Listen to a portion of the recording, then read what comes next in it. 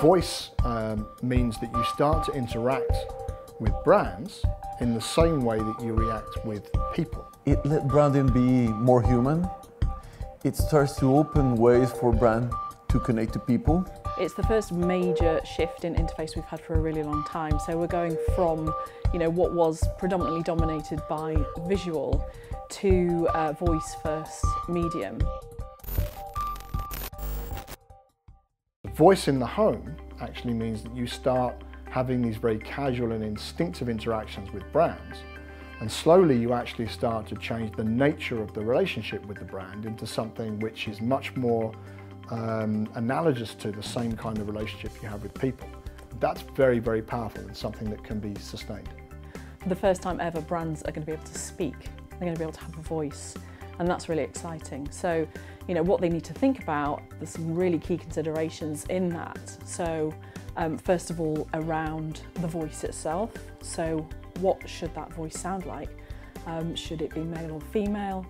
Should it have an accent? What language should it speak? What tone of voice? All these things are going to be really, really important because obviously, you get one voice as a brand. So it's a very complex environment where you have to make sure that you give the appropriate response, which means that you have to understand what a consumer or a customer is asking for, and at the same time, you have to deliver at a speed and at a pace that feels that you are really interacting with it, you're really understanding them.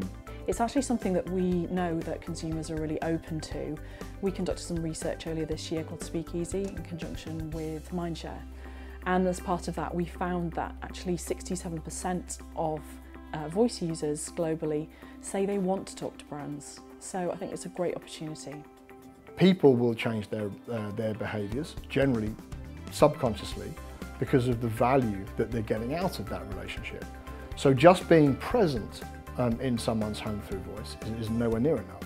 There has to be value in that presence.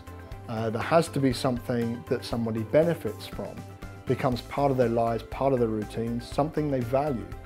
Because people won't use your products and services as a favour. A novelty wears off really quickly. This is not about technology for technology's sake. So I think, first and foremost, it's important to think about what is the purpose, what are you trying to achieve? And then from there, brands face a decision about, whether they want to partner with one of the existing platforms or whether they want to develop their own voice technology. There is, to a certain degree, a kind of iOS versus Android situation emerging, where it's not about what you develop for each one, it's about how quickly you can move from one to the next, and the slight changes in the nature of the interactions that you might need to create in order to leverage the best of both platforms.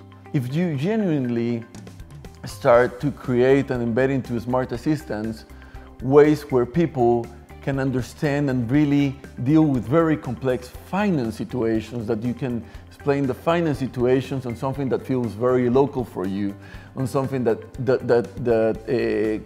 connects to where you live, that connects to the things that you have.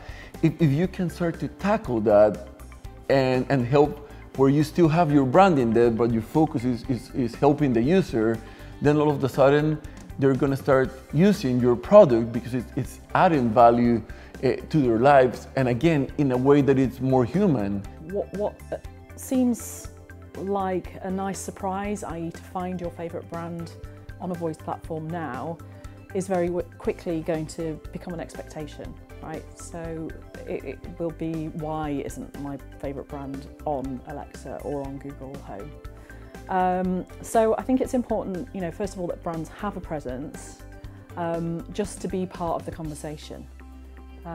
So that's the first thing.